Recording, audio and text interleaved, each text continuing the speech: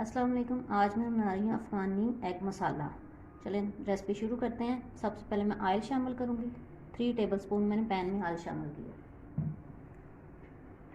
साथ ही इसमें मैं क्रश प्याज शामिल कर दूँ।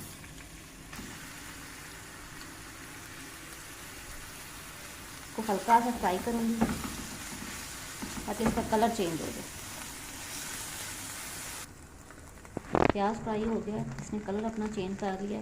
यही हल्का बादामी ब्राउन कलर आना चाहिए। अब मैं इसमें टमाटर शामिल करूँगी। इसका मैंने छिलका उतार लिया टमाटर का।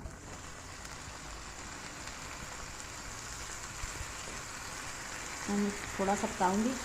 साथ ही इसमें मैं अदरक पाउडर शामिल कर दूँगी। अब पेस्ट भी शामिल कर सकते हैं। तो हल्का सा फ्राई करूँगी ताकि ये सॉफ्ट हो जाए।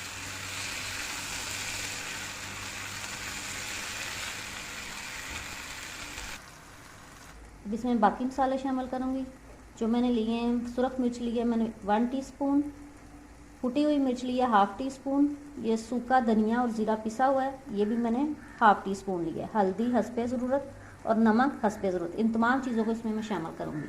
और जिन लोगों ने मेरे चैनल को अभी सब्सक्राइब नहीं किया वो मेरी वीडियो को लाइक करें और मेरे चैनल को सब्सक्राइब करें।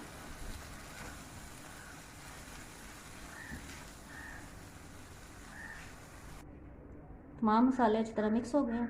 1 मिनट के लिए मैं इसको ढक्कन ऊपर रखूँगी ताकि मसाले अच्छी तरह से तमाम जायके इसमें आ जाएं। और फिर मैं अंडे शामिल करूँगी। अब एग का मसाला तैयार है। अच्छी तरह मैं इसको पूरे पैन में अच्छी तरह फैला दूँगी। फिर अंडे शामिल करूँगी ताकि हर अंडे के नीचे अच्छा सा मसाला आ जाए। एक एक करके अंडे शामिल करूँगी इस तरह।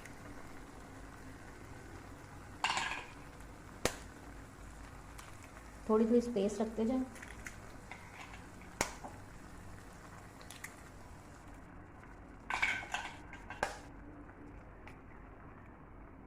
अब मैं उसके ऊपर थोड़ी देर ढक्कन रख दूँगी ताकि स्टीम में ये पक जाए।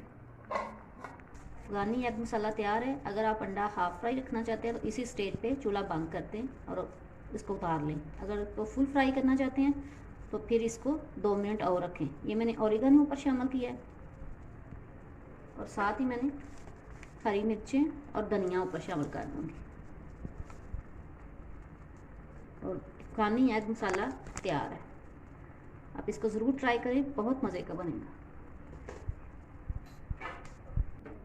अफ़गानी एग मसाला तैयार है।